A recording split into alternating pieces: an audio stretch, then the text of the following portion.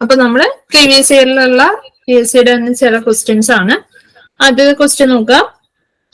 The number of relations from A equal to ABC to B equal to 1 to is. അപ്പൊ number of റിലേഷൻസിന് പറഞ്ഞിരുന്നു, കഴിഞ്ഞ class പറഞ്ഞിരുന്നു. Number of relations formula ഉണ്ട്, 2 raised to PQ എന്നാണ് formula. അപ്പൊ number of relations from this set to this set എങ്ങനെ കണ്ടുപിടിക്കാം? 2 raised to formula പ്രകാരം എന്ത് വരും? 2 raised to 3 into 2 എന്നാണ് വരുന്നത്, which is 2 raised to 6. So 2 raised to 6 ആണ് ആൻസർ. 2 ക്യൂബ് എന്ന് പറയുമ്പോൾ 8 into 8 64 ആണ് ആൻസർ ആയിട്ട് വരുന്നത്. ഓക്കെ, അപ്പോ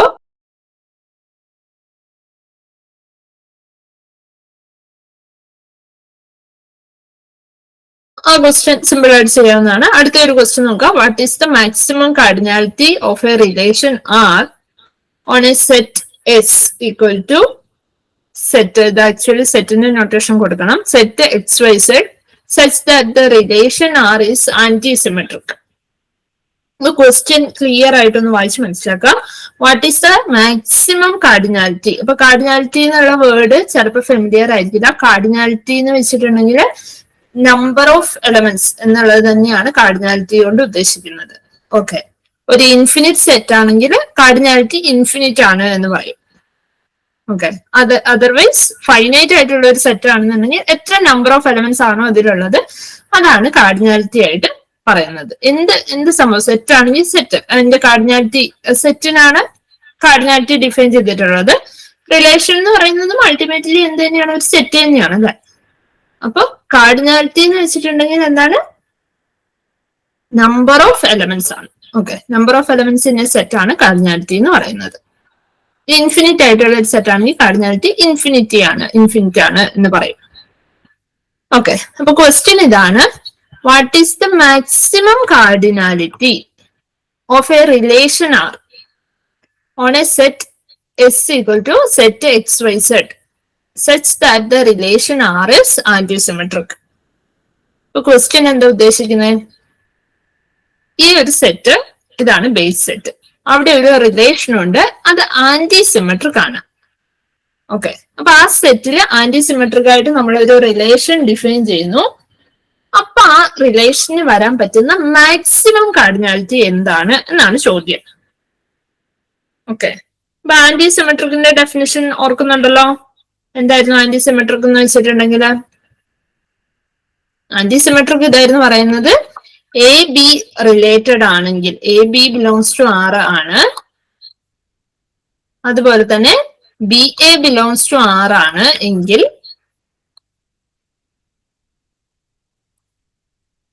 A ഈക്വൽ ടു എന്തായിരിക്കണം? B ആയിരിക്കണം. ഓക്കെ, അതാണ് ആന്റിസിമെട്രിക് എന്ന് പറയുന്ന പ്രോപ്പർട്ടി പറയുന്നത്. അല്ലെങ്കിൽ വേറൊരു രീതി പറഞ്ഞാല് രണ്ട് ഡിഫറെന്റ് ആയ എയും ബിയും ആണെങ്കിൽ, ഓക്കെ, രണ്ട് ഡിഫറെന്റ് എന്ന് വെച്ചാൽ ഈക്വൽ അല്ലാത്ത എലമെന്റ്സ് എയും ബിയും ആണെങ്കിൽ AB ബിലോങ്സ് ടു R ഉണ്ടെങ്കിൽ എന്തുണ്ടാവാൻ പാടില്ല? BA ബിലോങ്സ് ടു R ഉണ്ടാവാൻ പാടില്ല. ആ രീതിയിൽ വേണമെങ്കിൽ നമുക്ക് അതൊന്ന് മാറ്റിയും പറയാനായിട്ട് പറ്റും. ഓക്കെ, അതാണ് ആന്റിസിമെട്രിക് പ്രോപ്പർട്ടി എന്ന് പറയുന്നത്. കാരണം ഈ AB ബിലോങ്സ് ടു R ഉണ്ട്, BA ബിലോങ്സ് ടു R ഉണ്ടെങ്കിൽ എയും ബിയും എന്താവണം? ഈക്വൽ എലമെന്റ്സ് ആയിരിക്കണം. ഇപ്പൊ രണ്ട് ഡിഫറെന്റ് ആയ A not equal to B ആയിട്ടുള്ള രണ്ട് എലമെന്റ്സ് നമ്മൾ എടുത്തു കഴിഞ്ഞാൽ AB ബിലോങ്സ് ടു R ഉണ്ടെങ്കിൽ BA ഉണ്ടാവാൻ പാടില്ല. ആ റിലേഷനിൽ BA ഉണ്ടാവാൻ പാടില്ല. BA does not belongs to R ആയിരിക്കണം. അതാണ് ആന്റിസിമെട്രിക് എന്ന് പറയുന്ന പ്രോപ്പർട്ടി ഉദ്ദേശിക്കുന്നത്. അപ്പൊ ആന്റിസിമെട്രിക് ആയിട്ട് എനിക്കൊരു റിലേഷൻ ആ പറഞ്ഞ സെറ്റിൽ ഡിഫൈൻ ചെയ്യണം. അതിന് വരാൻ പറ്റുന്ന മാക്സിമം കാർഡിനാലിറ്റി എന്താണ് എന്നുള്ളതാണ് ചോദ്യം. അല്ലെങ്കിൽ മാക്സിമം എത്ര വലിപ്പമാണ് വരിക, അല്ലെങ്കിൽ എത്ര നമ്പർ ഓഫ് എലമെന്റ്സ് ആണ് ആ റിലേഷനിൽ ഉണ്ടാവുക എന്നാണ് ചോദ്യം. ഓക്കെ, ഇപ്പൊ ഫോർ എക്സാമ്പിൾ ഞാൻ പറയാണ്, നിങ്ങൾക്കത് കുറച്ചുകൂടെ ക്ലിയർ ആയിട്ട് മനസ്സിലാൻ വേണ്ടിയിട്ടാണ് എക്സാമ്പിൾ പറയുന്നത്. XX, ഞാൻ ഇവിടെ ഒരു റിലേഷൻ ഡിഫൈൻ ചെയ്യാണ്. XX എന്ന് മാത്രം ഒരു റിലേഷൻ ഡിഫൈൻ ചെയ്യുന്നു. ഇത് ആന്റിസിമെട്രിക് ആണോ? ആന്റിസിമെട്രിക് ആണ് അല്ലെ. കാരണം എന്താ? AB ബിലോങ്സ് ടു R, പിന്നെ ഒരു ഡിഫറെന്റ് ആയി B A belongs to R ഉണ്ടെങ്കിലാണ് നമ്മൾ ബാക്കി നോക്കേണ്ട ആവശ്യമുള്ളൂ. അങ്ങനെ ഇല്ല. അപ്പൊ എക്സ് എക്സ് എന്ന് പറയുന്ന ഒരു എൻട്രി മാത്രം, ഒരു എലമെന്റ് മാത്രമുള്ള ഒരു റിലേഷൻ, അതെന്താണ്? അത് ആന്റിസിമെട്രിക് ആയ റിലേഷൻ ആണ്. ഇനി ഞാൻ വേറൊരു ഇതിനെ നമുക്ക് R1 എന്ന് കൊടുക്കാം. ഇനി ഞാൻ R2 ഡിഫൈൻ ചെയ്യുന്നു. അപ്പൊ അതിനകത്ത് ഞാൻ എക്സ് എക്സ് മാത്രമല്ല, അതിന്റെ കൂടെ എക്സ് വൈനെയും കൊടുക്കുന്നു. ഇത് ആന്റിസിമെട്രിക് ആണോ? എക്സ് എക്സ് ഈക്വൽ ആയിട്ടുള്ളതാണ്. എക്സ് വൈ വന്നു, പക്ഷെ വൈ എക്സ് വന്നാലാണ് നമ്മൾ അടുത്ത കണ്ടീഷനിലേക്ക് നോക്കേണ്ട ആവശ്യമുള്ളൂ. ഇനി നമ്മൾ മാറ്റി ഡിഫൈൻ ചെയ്ത് അല്ലെങ്കിൽ മാറ്റി ഒരു സ്റ്റേറ്റ്മെന്റ് പറഞ്ഞിട്ടുണ്ട്, അതിലേക്ക് നോക്കി കഴിഞ്ഞാൽ അറിയാം എക്സും വൈ ഈക്വൽ അല്ല അല്ലെ, രണ്ട് ഡിഫറെന്റ് ആയ എലമെന്റ്സ് ആണ് സെറ്റില്. അപ്പൊ അങ്ങനെയുള്ള എലമെന്റിന്റെ ഒരു പെയർ വന്നു, എക്സ് വൈ എന്ന് പറയുന്ന ഒരു പെയർ അവിടെ വന്നു. അപ്പൊ വൈ എക്സ് എന്ന് പറയുന്ന പെയർ വരാൻ പാടില്ല. അപ്പൊ ആ ഒരു കണ്ടീഷൻ ഇവിടെ എന്ത് ചെയ്യുന്നുണ്ട്? ഹോൾഡ് ചെയ്യുന്നുണ്ട്. അതുകൊണ്ട് തന്നെ ഈ റിലേഷൻ എന്താണ്? ആന്റിസിമെട്രിക് ആണ്. അപ്പൊ ഞാൻ എഴുതിയ R1 ആന്റിസിമെട്രിക് ആണ്, ഞാൻ എഴുതിയ R2 ആന്റിസിമെട്രിക് ആണ്. ഇതിൽ കാർഡിനാലിറ്റി കൂടുതലുള്ളത് അല്ലെങ്കിൽ നമ്പർ ഓഫ് എലമെന്റ്സ് കൂടുതലുള്ളത് ഇതിനാണ് അല്ലെ. അപ്പൊ എനിക്ക് പറയാൻ പറ്റും 2 എലമെന്റ്സ് വരുന്ന ഒരെണ്ണം എനിക്ക് ഡിഫൈൻ ചെയ്യാനായിട്ട് പറ്റും എന്ന് കിട്ടി. അങ്ങനെ എനിക്ക് മാക്സിമം എത്ര കാർഡിനാലിറ്റി വരുന്നത് ഡിഫൈൻ ചെയ്യാൻ പറ്റും എന്നാണ് ക്വസ്റ്റ്യൻ. ഓക്കെ, ക്വസ്റ്റ്യനിൽ കുറച്ചൊരു കൺഫ്യൂഷൻ ഉണ്ട്. കാരണം കാർഡിനാലിറ്റി നിങ്ങൾക്ക് അത്ര ഫെമിലിയർ അല്ല എന്നുണ്ടെങ്കിൽ അതും ആ റിലേഷന്റെ കാർഡിനാലിറ്റി ആണ് പറയുന്നത്. നമ്മൾ സാധാരണ സെറ്റിലെ നമ്പർ ഓഫ് എലമെന്റ്സ് എന്നൊക്കെയാണ് പറയുന്നത്. റിലേഷൻ ഡിഫൈൻ ചെയ്തപ്പോ എത്ര റിലേഷൻസ് ഡിഫൈൻ ചെയ്യാം അതിന്റെ നമ്പറിനാണ് നമ്മൾ ഫോർമുല പഠിച്ചത്. ഇത് അതിനെ പറ്റി ഒന്നുമല്ല പറയുന്നത്. മാക്സിമം എത്ര വലിയ അല്ലെങ്കിൽ എത്ര നമ്പേഴ്സ് ഉള്ള ഒരു റിലേഷനാണ് നിങ്ങൾക്ക് ഡിഫൈൻ ചെയ്യാൻ പറ്റുക എന്നുള്ളതാണ്. അപ്പൊ ഇതൊരു ഫോർമുല യൂസ് ചെയ്ത് കണ്ടുപിടിക്കുന്നതൊന്നുമല്ല, നമ്മൾ ആലോചിച്ച് തന്നെ നമുക്ക് കിട്ടുന്നതാണ്, അല്ലാതെ അതിനൊരു റിസൾട്ട് ഒന്നുമില്ല.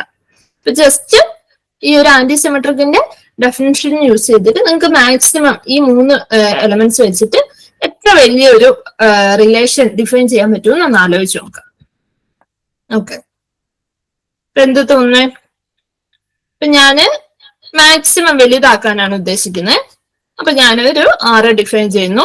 അപ്പൊ അതില് എക്സ് എക്സിനെ കൊണ്ടുവന്നു, പ്രശ്നമൊന്നുമില്ല. റിഫ്ലെക്സീവ് ആവുന്ന പോലത്തെ ഒരു പെയറിനെ കൊണ്ടുവന്നു. അത് ആന്റിസിമെട്രിക്കിന് എന്താണ്? ആന്റിസിമെട്രിക് ആയിരിക്കും എക്സ് എക്സ് ഉണ്ട് എങ്കിൽ, ഇനി പ്രശ്നമൊന്നുമില്ല. അപ്പൊ എനിക്ക് മാക്സിമം വലുതാക്കണം. അപ്പൊ മാക്സിമം ആന്റിസിമെട്രിക് പ്രോപ്പർട്ടി പോവാത്ത രീതിയിലുള്ള എല്ലാവരെയും ഞാൻ ആഡ് ചെയ്യാണ്.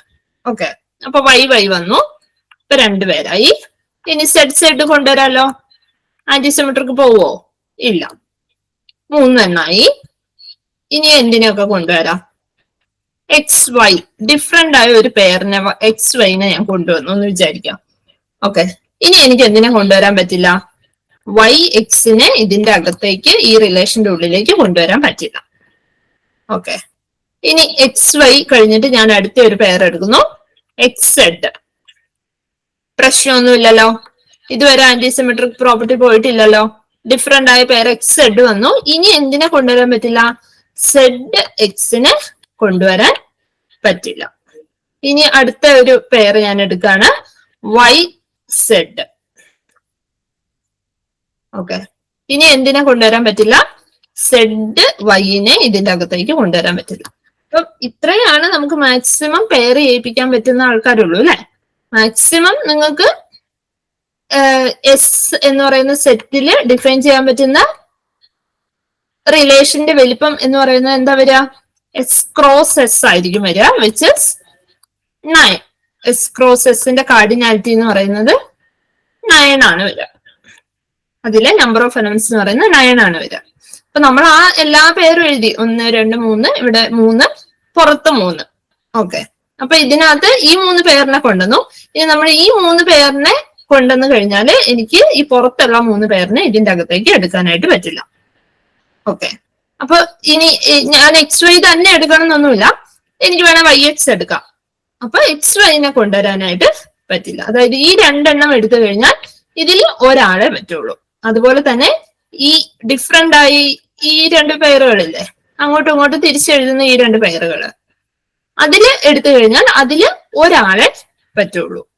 അതുപോലെ ഈ 2 എണ്ണം എടുത്തു കഴിഞ്ഞാൽ അതിൽ ഒരാളെ പറ്റുള്ളൂ.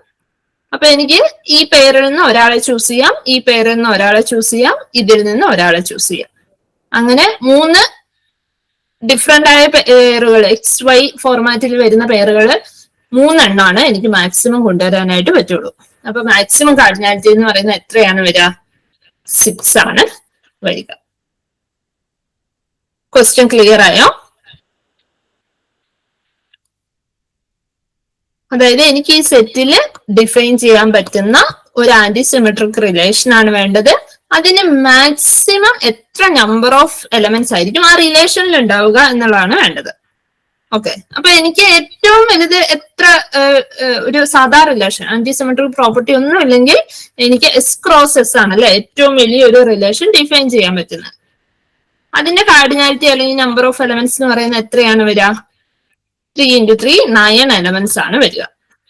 അപ്പൊ എനിക്ക് ഇനി ആന്റിസിമെട്രിക് പ്രോപ്പർട്ടി വരുന്ന രീതിയിൽ മാക്സിമം വലിയ ഒരു റിലേഷൻ ഡിഫൈൻ ചെയ്യണം. അതിന്റെ കാർഡിനാലിറ്റി അല്ലെങ്കിൽ അതിൽ എത്ര നമ്പർ ഓഫ് എലമെന്റ്സ് ആണ് ഉള്ളത് എന്നാണ് അറിയേണ്ടത്. ഓക്കെ, അപ്പൊ അതിനകത്ത് മസ്റ്റ് ആയിട്ടും ആ റിലേഷനിൽ ഇൻക്ലൂഡ് ആവുന്ന ആൾക്കാരാണ് സെയിം ആയിട്ടുള്ള പെയറുകൾ. അവരെ ആന്റിസിമെട്രിക് പ്രോപ്പർട്ടി ബാധിക്കുന്നേ ഇല്ല. XX, YY, ZZ. അപ്പൊ ഓൾറെഡി 3 പേരായി ഇല്ലേ? ഇനി ഉള്ള പേരുകൾ എന്ന് പറയുന്നത് ഡിഫറെന്റ് ആയിട്ട് വരുന്ന രീതിയിലുള്ള പേരുകളാണ്. അപ്പൊ XYയും YXും ഉണ്ട്. ഇതിൽ ഈ 2 പേരെ ആവശ്യമുണ്ടോ? ഈ 2 പേരെ അങ്ങോട്ട് കൊണ്ടുവന്നു കഴിഞ്ഞാൽ നമ്മുടെ ആന്റിസിമെട്രിക് പ്രോപ്പർട്ടി തെറ്റിപ്പോകും അല്ലെ? XY ഡിഫറെന്റ് ആയിട്ടുള്ള Xും Yയും ആണ്. ഇവിടെ സെറ്റില് 2 പേരാണല്ലോ അത്. അപ്പൊ XY വന്നു കഴിഞ്ഞാൽ YX പിന്നെ വരാനായിട്ട് പറ്റില്ല. ഓക്കെ, അപ്പൊ ഇതിൽ നിന്ന് എനിക്ക് ഒരാളെ ചൂസ് ചെയ്യാൻ പറ്റുള്ളൂ. അപ്പൊ ഇതിൽ നിന്ന് ഏതെങ്കിലും ഒരാളെ ഇവിടെ കൊണ്ടുവരാം. അതുപോലെ ഇനി ഡിഫറെന്റ് ആയിട്ടുള്ള അടുത്ത പേര് XZ, ZX. ഈ 2 പേരിൽ നിന്ന് എനിക്ക് ഒരാളെ കൊണ്ടുവരാം. അതേപോലെ X ഇല്ല, ZY,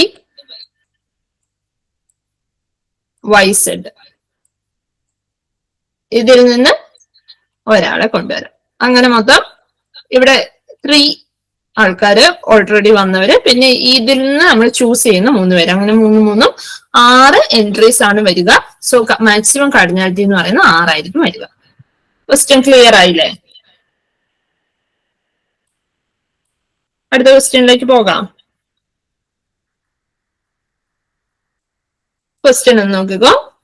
നമ്മള് കാർട്ടീഷ്യൻ പ്രൊഡക്റ്റ് എന്ന് പറഞ്ഞ ഭാഗത്തെ ക്വസ്റ്റ്യൻ ആണ്. റിലേഷനിലേക്ക് വരുന്നതിന് മുമ്പ് കാർട്ടീഷ്യൻ പ്രൊഡക്റ്റ് പറഞ്ഞിട്ടുണ്ടായിരുന്നു. അവിടുത്തെ ഒരു ക്വസ്റ്റ്യൻ ആണ്. If PQR are subsets of a set A, then R cross P complement union Q complement whole complement equal to. നമ്മൾ ഫസ്റ്റ് എന്ത്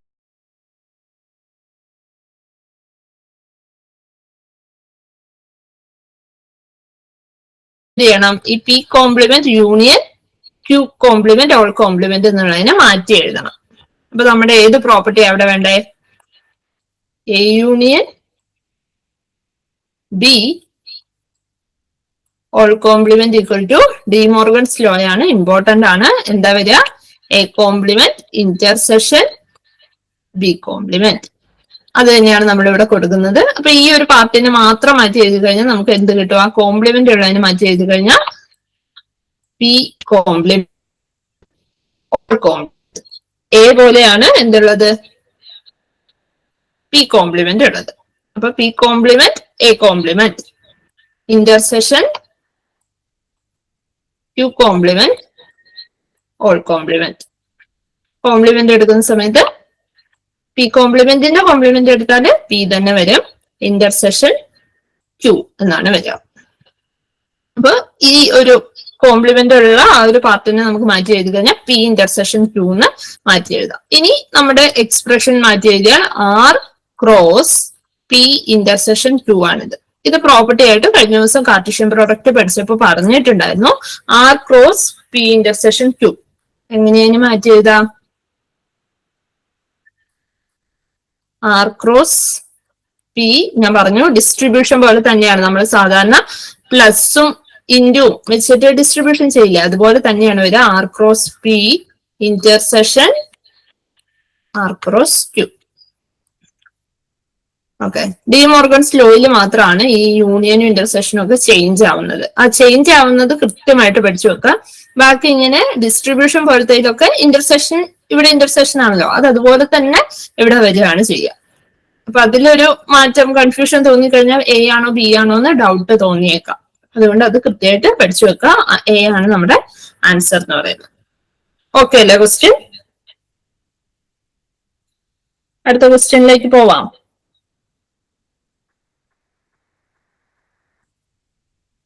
അടുത്ത ക്വസ്റ്റ്യൻ റിലേഷന്റെ ഭാഗത്തുനിന്ന് തന്നെയുള്ളതാണ്. Let R be the relation on the set R of all real numbers defined by A related to B if and only if mod A minus B less than or equal to 1. Then R is reflexive symmetric. അതിൽ ഏതാണെന്നുള്ളതാണ് താഴത്തെ options വെച്ചിട്ടാണ് എഴുതേണ്ടത്.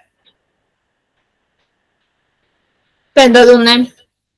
ഇപ്പൊ reflexive പെട്ടെന്ന് നോക്കാൻ പറ്റും അല്ലെ?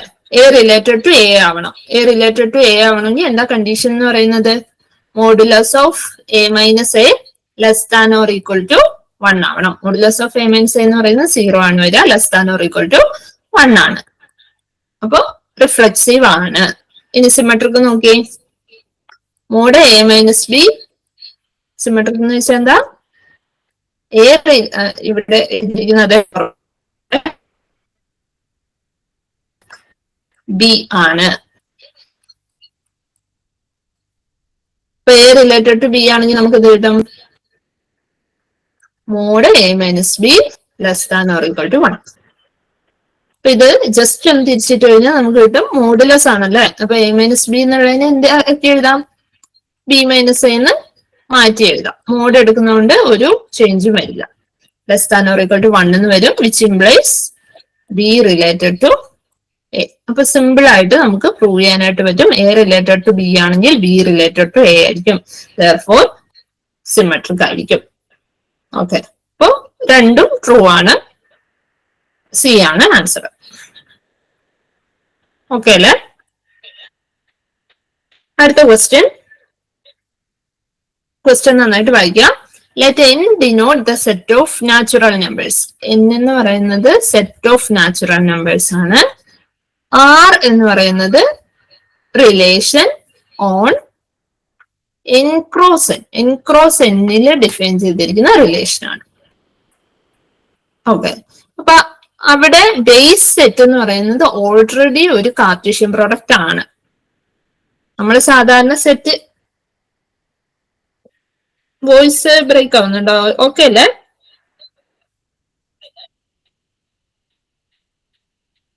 ഇപ്പൊ സാധാരണ നമ്മൾ കാർട്ടീഷ്യൻ, സാധാരണ അവിടെ സെറ്റ് എ എന്നൊക്കെയാണ് നമ്മൾ ഡിഫൈൻ ചെയ്യുന്ന ബേസ് സെറ്റ് വരിക. അതിന് പകരം അവിടെ കാർട്ടീഷ്യൻ പ്രോഡക്റ്റ് ആണ്. അതായത് നമ്മള് റിലേഷൻ ഡിഫൈൻ ചെയ്യുന്നത് ഈ ഒരു സെറ്റിലാണ്, n ക്രോസ് n എന്ന് പറയുന്ന സെറ്റിലാണ്. അപ്പൊ അതിലെ എലമെന്റ്സ് ഓൾറെഡി ഏത് ഫോർമാറ്റിലായിരിക്കും? ഓർഡേർഡ് പെയറിന്റെ ഫോർമാറ്റിലായിരിക്കും. എ ബി സി ഡി എന്നൊക്കെ പറഞ്ഞിട്ടായിരിക്കും അതിലുള്ള n ക്രോസ് n-ലുള്ള എലമെന്റ്സ് ഉണ്ടാവുക. ഓക്കെ, അപ്പൊ നമ്മൾ ഇനി അതിലുള്ള രണ്ട് എലമെന്റ്സ് റിലേറ്റഡ് ആവുന്നത് അത് ബാക്കിയായിട്ട് പറയുന്നത്. അപ്പൊ അതിലെ രണ്ട് എലമെന്റ്സ് ആണ് എടുത്തിരിക്കുന്നത്. അപ്പൊ ഞാൻ പറഞ്ഞു അതിലെ എലമെന്റ്സ് ജസ്റ്റ് സാധാ എയും ബിയും രണ്ട് എലമെന്റ്സ് അങ്ങനെയല്ല ഉണ്ടാവുക, ഓർഡേർഡ് പെയർ ആയിട്ടായിരിക്കും ഉണ്ടാവുക. അതുകൊണ്ട് തന്നെ എ ബി എന്ന് പറയുന്നത് അതിലെ ആ ഒരു സെറ്റിൽ ഒരു എലമെന്റ്, സി ഡി എന്ന് പറയുന്നത് ആ n ക്രോസ് n എന്ന് പറയുന്ന സെറ്റിലെ അടുത്ത എലമെന്റ്. അപ്പൊ A B related to C D ആവാനുള്ള കണ്ടീഷൻ എന്ന് പറയുന്നത് ഇതാണ്. ഈ ഒരു ഇക്വേഷൻ സാറ്റിസ്ഫൈ ചെയ്യുക എന്നുള്ളതാണ്. അപ്പൊ A D into B plus C equal to B C into A plus B. Then R is എന്ന് പറഞ്ഞ ഓപ്ഷൻസ് ആണ്. ഓക്കെ, അപ്പൊ ഇതിൽ ഇങ്ങനെ തന്നെ വെച്ചിട്ടും വേണമെങ്കിൽ ചെയ്യാം. അതിനേക്കാളും കുറച്ചും കൂടി ഈസി, ഇത് ഇത്രയും കോംപ്ലിക്കേറ്റഡ് ആയിട്ട് കാണുമ്പോൾ തന്നെ അതിനെ എന്തെങ്കിലും സിംപ്ലിഫൈ ചെയ്യാനുണ്ടാവും. അല്ലാതെ ഇങ്ങനെ ഡയറക്റ്റ് ചെയ്യണമെങ്കിൽ കുറച്ചും കൂടെ ബുദ്ധിമുട്ടാണ്. ചെയ്യാനൊക്കെ പറ്റും, റിഫ്ലെക്സീവ് ആണോ സിമെട്രിക് ആണോ എന്ന് നോക്കാനൊക്കെ പറ്റും. പക്ഷെ കുറച്ചും കൂടെ സിംപ്ലിഫൈ ചെയ്ത് ചെയ്യുന്നതാണ് എളുപ്പം. അതുകൊണ്ട് ജസ്റ്റ് അതിനെ ഒന്ന് ആദ്യം ഓപ്പൺ ചെയ്യുന്നു. ഓക്കെ, ഈ ബ്രാക്കറ്റ് ഒന്ന് ഓപ്പൺ ചെയ്യുന്നു. അപ്പൊ എന്ത് വരും? A D B plus ADC equal to BCA plus BCD. ഈ നമ്പേഴ്സ് ഒക്കെ നമ്മൾ നോക്കിക്കഴിഞ്ഞാൽ അറിയാം എല്ലാത്തിലും ഒരു എലമെന്റ് മാത്രം കുറവാണ്. അതായത് നമുക്ക് ABCD എന്ന് പറഞ്ഞ 4 എൻട്രീസ് ഉണ്ട്. ശരിക്കും പറഞ്ഞാൽ 4 നമ്പേഴ്സ് ഉണ്ട് ഇവിടെ അല്ലെ. A ഉണ്ട്, ഇവിടെ ഒരു കോർഡിനേറ്റ് A, പിന്നെ B, പിന്നെ C, പിന്നെ D, അങ്ങനെ 4 നാച്ചുറൽ നമ്പേഴ്സ് ഉണ്ട്. അതില് ഓരോ ടേമിലും നോക്കിക്കഴിഞ്ഞാൽ ഇതിൽ 3 എണ്ണേ ഉള്ളൂ, ഇതിൽ വേറെ 3 എണ്ണേ ഉള്ളൂ, ഇതിൽ വേറെ 3 എണ്ണേ ഉള്ളൂ, ഇതിൽ വേറെ 3 എണ്ണേ ഉള്ളൂ. ഓരോന്നിലും ഓരോന്ന് മിസ്സിംഗ് ആണ്. അപ്പൊ ഞാൻ എന്ത് ചെയ്യുന്നു എന്ന് വെച്ചാൽ ABCDനെ കൊണ്ട് ഡിവൈഡ് ചെയ്യുന്നു. രണ്ട് സൈഡിലും A into B into C into D, അതായത് 4 നമ്പേഴ്സ് വെച്ച് ഡിവൈഡ് ചെയ്യുന്നു. ഓക്കെ, അപ്പൊ ഡിവൈഡ് ചെയ്യുമ്പോൾ ബാക്കിയുള്ളതെല്ലാം കട്ടായി പോയിട്ട് ഓരോ ടേമിൽ എന്താണോ ഇല്ലാത്തത്, ഇവിടെ എയും ഡിയും ബിയും കട്ടായി പോയിട്ട് സി മാത്രം ഡിനോമിനേറ്ററിൽ വരും. അപ്പൊ അതെന്താവും 1/C എന്നാണ് വരിക. ഇവിടെ രണ്ടാമത്തെ ടേമിൽ എയും ഡിയും സിയും കട്ടായി പോവും, അവിടെ ഇല്ലാത്തത് ബി ആണ് അല്ലെ. അപ്പൊ ഡിനോമിനേറ്ററിൽ 1/B എന്ന് വരും. അതുപോലെ റൈറ്റ് സൈഡിലും കട്ടായി പോയിട്ട് 1/D പ്ലസ് 1/A എന്ന് വരും. ജസ്റ്റ് കാൽക്കുലേഷൻ ആണ്, ഒന്ന് നോക്കാം. ഓക്കെ, അപ്പൊ ഇനി ഇത് നോക്കിക്കഴിഞ്ഞാൽ ഇപ്പൊ കുറച്ചും കൂടി സിംപ്ലിഫൈ ആയ ഇക്വേഷൻ ആയി 1/C plus 1/B equal to 1/D plus 1/A. പക്ഷെ ഇതിനകത്ത് എയും ബിയും ആദ്യത്തെ എലമെന്റിന്റെ കോർഡിനേറ്റ് ആണ്, അതുപോലെ സിയും ഡിയും രണ്ടാമത്തെ എലമെന്റിന്റെ കോർഡിനേറ്റ് ആണ്. അപ്പൊ നിങ്ങൾക്ക് ഇവിടെ നോക്കിയാൽ അറിയാം ഇത് മിക്സ് ആയിട്ടാണ് ഉള്ളത്. ഇവിടെ സിയും ബിയും ഒന്നിച്ചും ഇവിടെ ഡിയും എയും ഒന്നിച്ചാണ്. അപ്പൊ ഞാൻ ഒരേ എലമെന്റ്സിന്റെ കോർഡിനേറ്റിനെ ഒരു സൈഡിൽ കൊണ്ടുവരാനായിട്ട് ജസ്റ്റ് അങ്ങനെയും കൂടി ഒന്ന് ഓപ്പറേഷൻ ചെയ്യുന്നു. അതായത് എയും ബിയും ഒന്നിച്ച് വരാനായിട്ട് ഈ 1/Bനെ ഇങ്ങോട്ടേക്ക് വിടുന്നു. ഇപ്പൊ സിയും ഡിയും ഒന്നിച്ച് വരാനായിട്ട് ഈ 1/Dനെ ലെഫ്റ്റ് സൈഡിലേക്ക് വിളിക്കുന്നു. അപ്പൊ 1/A minus 1/B equal to 1/C minus 1/D. ഇത് വെച്ചും ചെയ്യാട്ടോ, കുറച്ചും കൂടി ഒരു ക്ലാരിറ്റി കിട്ടാനാണ് ഇങ്ങനെ മാറ്റി എഴുതിയത്. ഇപ്പൊ എന്തായി, ലെഫ്റ്റ് എയും ബിയും ആണ് നമ്മുടെ ആദ്യത്തെ എലമെന്റ്, സിയും ഡിയും ആണ് രണ്ടാമത്തെ എലമെന്റ്. അപ്പൊ ഫസ്റ്റത്തെ എലമെന്റിന്റെ നമ്പേഴ്സ് ആണ് ലെഫ്റ്റ് സൈഡിലുള്ളത്, രണ്ടാമത്തെ എലമെന്റിന്റെ നമ്പേഴ്സ് ആണ് റൈറ്റ് സൈഡിലുള്ളത്. ഇനി നമ്മൾ ഓരോന്നായിട്ട് നോക്കുകയാണ്, റിഫ്ലെക്സീവ് ആണോ സിമെട്രിക് ആണോ എന്ന്. അപ്പൊ റിഫ്ലെക്സീവ് നോക്കുമ്പോൾ ശ്രദ്ധിക്കുക, എ റിലേറ്റഡ് ടു എ എന്ന് നമ്മൾ സാധാരണ പറയുന്ന പോലെ പറയാൻ പറ്റില്ല. ഇവിടെ ഓർഡേർഡ് പെയർ ആണ് ബേസ് എലമെന്റ്സ്. അപ്പൊ നമ്മൾ ഇങ്ങനെ എടുക്കണം, AB റിലേറ്റഡ് ടു AB എന്നെടുക്കണം. ഓക്കെ, AB എന്ന് പറയുന്ന ഒരു എലമെന്റ്, അത് അതിനോട് തന്നെ റിലേറ്റഡ് ആണോ എന്നാണ് നോക്കേണ്ടത്.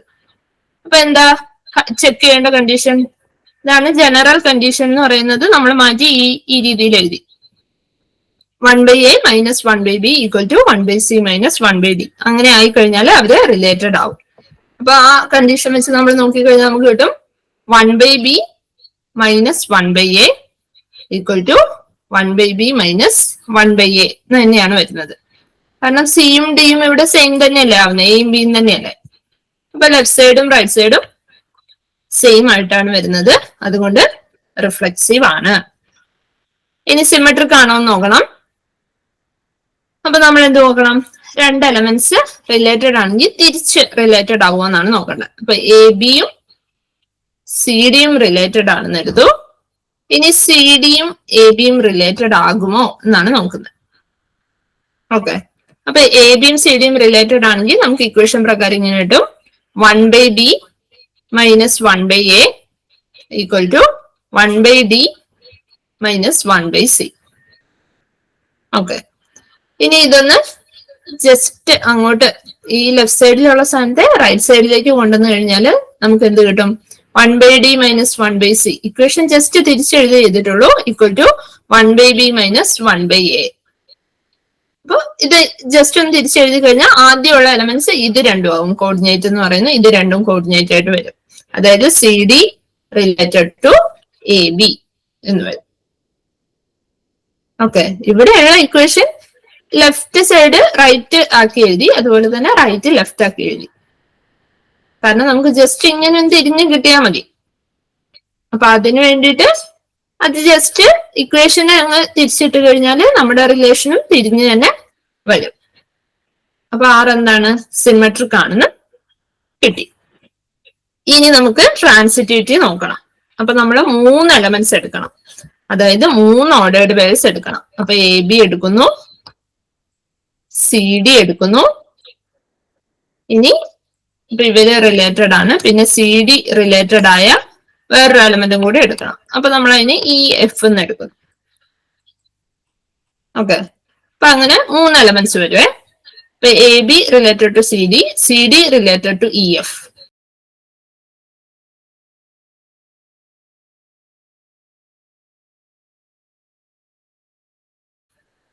ഇനി നമുക്ക് നോക്കേണ്ടത് എന്താണ്?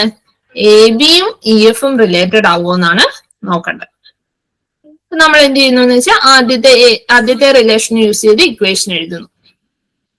AB റിലേറ്റഡ് ടു CD വെച്ച് ഇക്വേഷൻ എഴുതി കഴിഞ്ഞാൽ നമുക്ക് എന്ത് കിട്ടും? 1/B minus 1/A equal to 1/D minus 1/C അല്ലെ? ഇനി അടുത്ത റിലേഷൻ യൂസ് ചെയ്ത് ഇക്വേഷൻ എഴുതുന്നു. അപ്പൊ ശ്രദ്ധിക്കുക, ഇവിടെ CD തന്നെയാണ് ഉള്ളത്. അപ്പൊ എന്താ ലെഫ്റ്റ് സൈഡ് വരിക? 1/D മൈനസ് 1/C എന്ന് തന്നെയാണ് ലെഫ്റ്റ് സൈഡ് വരിക അല്ലെ? അപ്പൊ നമ്മൾ തൊട്ട് മുമ്പ് എഴുതിയ ഇക്വേഷന്റെ റൈറ്റ് സൈഡ് ആണ് നമുക്കിപ്പൊ ലെഫ്റ്റ് ആയിട്ട് വന്നിരിക്കുന്നത്. ഈക്വൽ ടു നമുക്ക് എന്ത് എഴുതാം? ഇയും എഫും യൂസ് ചെയ്ത് എഴുതുമ്പോൾ 1/F മൈനസ് 1/E. ഈ രണ്ട് ഇക്വേഷൻ ശ്രദ്ധിച്ചാൽ നിങ്ങൾക്കറിയാം, 1-ന്റെയും 2-ന്റെയും ഒന്നിന്റെ ലെഫ്റ്റും ഒന്നിന്റെ റൈറ്റും സെയിം ആണ് അല്ലെ? അപ്പൊ ആക്ച്വലി ഇതിനോട് ഈക്വൽ ആണ്. ആ സെയിം ക്വാണ്ടിറ്റി ആണ് ഇവിടെ എഴുതിയിരിക്കുന്നത്, അത് മറ്റൊരു ക്വാണ്ടിറ്റിനോട് ഈക്വൽ ആണ്. അപ്പൊ നിങ്ങൾക്ക് ഇതിനെ രണ്ടിനെയും ഇക്വേറ്റ് ചെയ്യാലോ. അപ്പൊ അത് ഇക്വേറ്റ് ചെയ്യുമ്പോൾ 1/B minus 1/A equal to 1/F minus 1/E എന്ന് കിട്ടും. അപ്പൊ ഈ കണ്ടീഷൻ ഹോൾഡ് ചെയ്യുന്നത് കൊണ്ട് ഇവരെന്താണ്? ഇവർ രണ്ടുപേരും റിലേറ്റഡ് ആണ്. അപ്പൊ AB റിലേറ്റഡ് ടു EF എന്ന് കിട്ടും. ഈ ഇക്വലൻസ് റിലേഷന്റെ കേസുകള് ഇക്വലൻസ് ആണ് എന്ന് പ്രൂവ് ചെയ്യുന്ന രീതിയിൽ വന്നു കഴിഞ്ഞാൽ ടൈം കൺസ്യൂമിങ് ആയിരിക്കും, അല്ലെങ്കിൽ നമുക്ക് ഭയങ്കര ഈസി ആയിട്ടുള്ള ക്വസ്റ്റ്യൻ വരണം. ഇനി അല്ല എന്നുള്ളതാണെങ്കിൽ, ഏതെങ്കിലും ഒരു പ്രോപ്പർട്ടി തെറ്റാണെന്നുള്ളതാണെങ്കിൽ നമുക്ക് കുറച്ചും കൂടി പെട്ടെന്ന് ആൻസർ കിട്ടും. പക്ഷെ ഇത് ഈ ഒരു ക്വസ്റ്റ്യൻ ഇക്വലൻസ് റിലേഷൻ ആണ്. അപ്പൊ അത് പ്രൂവ് ചെയ്യുന്നതിലേക്ക് എത്തുമ്പോൾ നമ്മൾ ഇതെല്ലാം ഓരോന്ന് പ്രൂവ് ചെയ്ത് തന്നെ ചെയ്യാനായിട്ട് പറ്റുള്ളൂ. അപ്പൊ ഇത് കുറച്ച് ടൈം കൺസ്യൂമിങ് ആണ് ഈ ക്വസ്റ്റ്യൻ.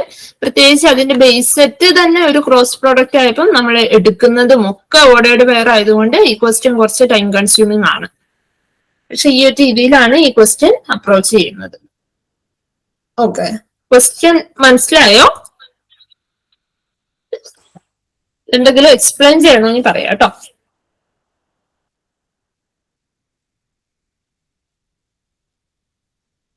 അടുത്ത ക്വസ്റ്റ്യനിലേക്ക് പോവാം.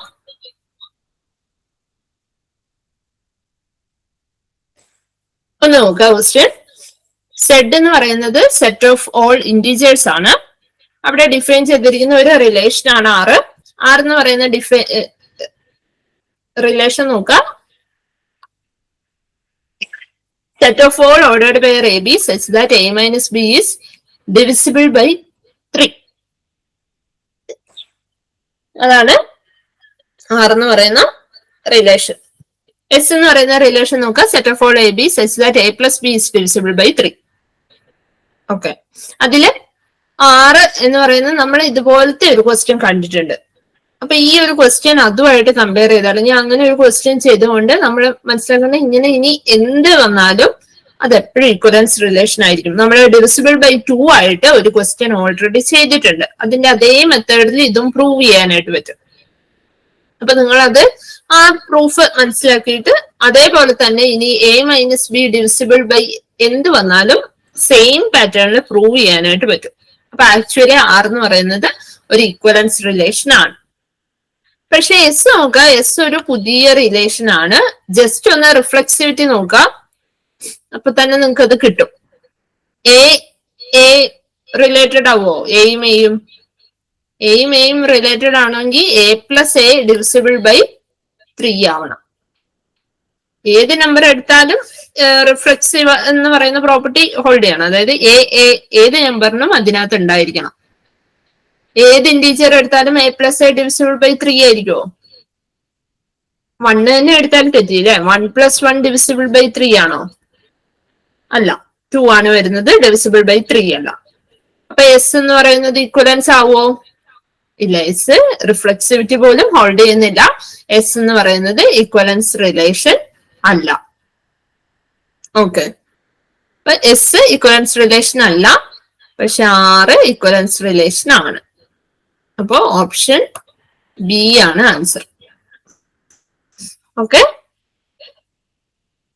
അപ്പൊ ആറ് നമ്മള് മറ്റേടത്ത് പ്രൂവ് ചെയ്തിട്ടുള്ള അതേ പാറ്റേണിലാണ് പ്രൂവ് ചെയ്യുന്നത്. A-B, ഇപ്പം എ കൊടുത്തു കഴിഞ്ഞാൽ A-A 0 ആണ്, 0 ഡിവിസിബിൾ ബൈ 2 ആണ്. ഇനി സിമെട്രിക് പ്രൂവ് ചെയ്യാനായിട്ട് A-B ഡിവിസിബിൾ ബൈ 3 ആണെങ്കിൽ തിരിച്ചെഴുതിയാൽ B-A എന്ന് പറയുന്നത് അതിന്റെ ജസ്റ്റ് മൈനസ് സൈൻ ആയിരിക്കും അല്ലെ, അതും എന്തായിരിക്കും? ഡിവിസിബിൾ ബൈ 3 തന്നെ ആയിരിക്കും. അതുകൊണ്ട് B-A ഡിവിസിബിൾ ബൈ 3 ആയിരിക്കും. ഇനി A-B ഡിവിസിബിൾ ബൈ 3 ആണ്. അതുപോലെ B-C ഡിവിസിബിൾ ബൈ 3 ആണെങ്കിൽ ഈ രണ്ട് നമ്പേഴ്സും ആഡ് ചെയ്യുമ്പോൾ നിങ്ങൾക്ക് എന്ത് കിട്ടും? A-C കിട്ടും. അപ്പൊ ഈ ഒരു നമ്പർ 3നെ കൊണ്ട് ഡിവൈഡ് ചെയ്യാൻ പറ്റും, അതായത് 3ന്റെ മൾട്ടിപ്പിൾ ആണ്. ഈ നമ്പറും 3ന്റെ മൾട്ടിപ്പിൾ ആണ്. അങ്ങനെയാണെങ്കിൽ ആഡ് ചെയ്യുമ്പോഴും എന്ത് തന്നെയായിരിക്കും? 3ന്റെ മൾട്ടിപ്പിൾ ആയിരിക്കും. ആ രീതിയിൽ 6 ട്രാൻസിറ്റീവ് ആണെന്ന് പ്രൂവ് ചെയ്യാനായിട്ട് പറ്റും. ഇത് നമ്മൾ 2 വെച്ച് ചെയ്തിട്ടുണ്ട്. അതേ രീതിയിൽ അതേ ആർഗ്യുമെന്റ് വെച്ചിട്ട് ഏത് നമ്പർ വെച്ചിട്ടും പറയാനായിട്ട് പറ്റും.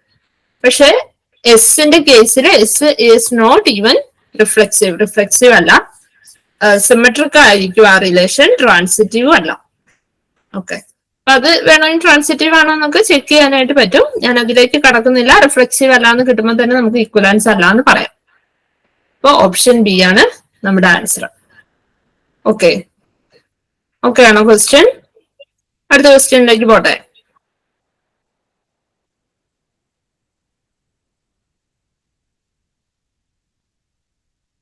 അടുത്ത ക്വസ്റ്റ്യൻ നോക്കാം. If A, B are two sets having 3 and 4 elements respectively, and they are having 2 elements in common, then the number of relations which can be defined from A to B. തന്നിരിക്കുന്ന information എന്ന് പറയുന്നത് A എന്ന് പറയുന്ന ഒരു set ഉണ്ട്, അവിടെ 3 elements ഉണ്ട്. 1, 2, 3. ബിയില് 4 elements ഉണ്ട്.